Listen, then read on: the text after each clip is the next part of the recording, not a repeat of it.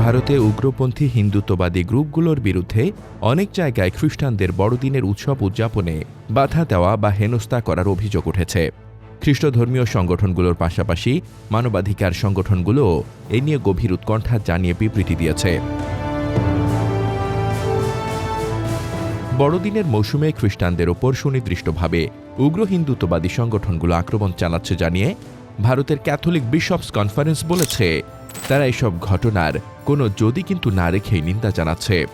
সংগঠনটি জানিয়েছে, ভারত জুড়ে বেশ কয়েকটি রাজ্যে বড়দিন ও এর আগে উদযাপনের প্রস্তুতির সময় যীশু খ্রিস্টের জন্ম উদযাপন করতে গাওয়া আনন্দের গান, ক্রিসমাস ক্যারলের গায়ক গায়িকাদের উপর চার্চে ধর্মীয় সভায় কিংবা বড়দিনের অনুষ্ঠানে বাধা দিয়েছে ও হেনস্থা করেছে হিন্দুত্ববাদীরা।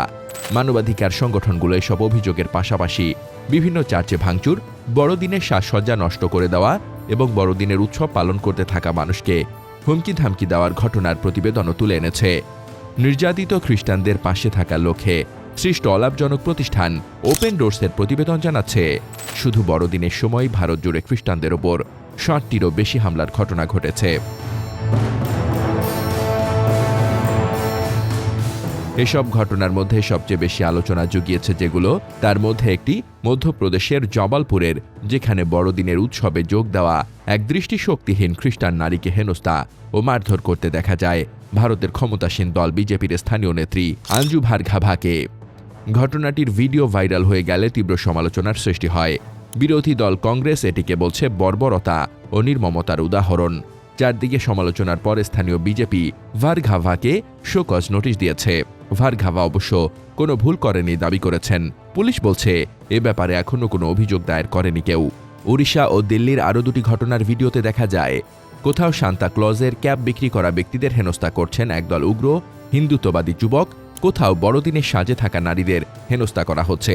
দুই ক্ষেত্রেই বড়দিন উদযাপনকারীদের ওপর হিন্দু দেশে খ্রিস্টান ধর্মের প্রচারণার অভিযোগ তুলেছে উগ্রপন্থী হিন্দুত্ববাদীরা। কিছু কিছু ক্ষেত্রে এমন আগ্রাসন চালানোর অভিযোগে অভিযুক্ত ব্যক্তিরা উগ্রপন্থী হিন্দুত্ববাদী মব তৈরির সঙ্গে সংশ্লিষ্ট বলে অভিযোগ উঠেছে।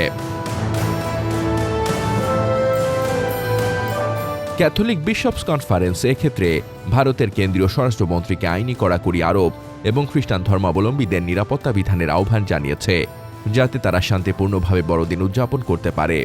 সংগঠনটি বলেছে, উগ্রপন্থী হিন্দুত্ববাদীদের এসব কর্মকাণ্ড স্বাধীনভাবে ধর্ম পালনের সাংবিধানিক অধিকার খর্ব করছে।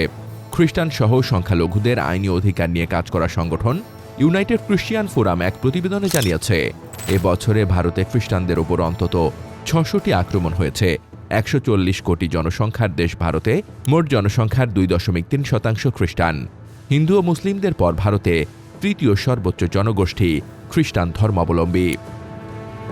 News desk, দুতিয়াল।